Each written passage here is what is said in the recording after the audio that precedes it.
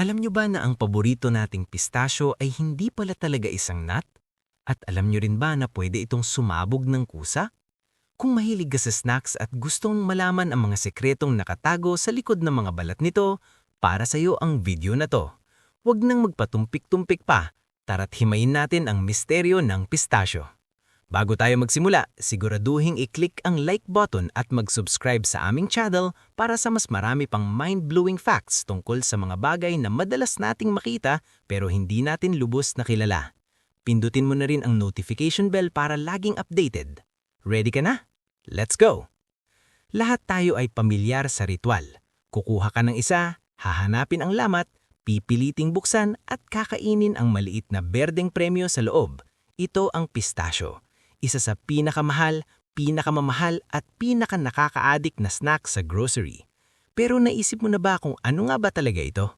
Bakit ito kulay berde? Bakit ito laging may kasamang balat na tila nakabukas na at totoo nga ba na maaari itong sumabog? Pagdating sa siyensya, kung tatawagin mong nut ang pistasyo, technical na mali ka. Sa botanika, ang pistasyo ay isang drupe, partikular na ito ang buto ng isang prutas. Sa kalikasan, ang pistasyo ay tumutubo ng kumpul-kumpul sa mga puno na nababalot ng isang malaman at parang prutas na balat. Isipin mo na lang ang peach o plum kung itatapon mo ang laman at kakainin ang buto sa loob, ganyan ang ginagawa mo sa pistasyo. Pero dito na nagiging kakaiba. Ang pistasyo ay bahagi ng pamilyang Anacardiaceae. Kamag-anak nito ang mangga at cashew, pero mayroon din itong dark side, ang poison ivy. Gaya ng poison ivy, ang puno ng pistasyo ay may urushiol, isang chemical na nagdudulot ng makating pantal. Buti na lang ang bahaging kinakain natin ay ligtas, pero para sa mga magsasaka, delikadong trabaho ang pag-aani nito. Bago pa man ito mabenta sa mga plastic bag, ang pistasyo ay snack na ng mga reyna at hari. 9,000 taon na nating kinakain ang mga butong ito na nagmula sa Middle East at Central Asia. Sinasabing idiniklara pa ni Queen of Sheba na ang pistasyo ay isang royal food at bawal itanim ng mga ordinaryong tao.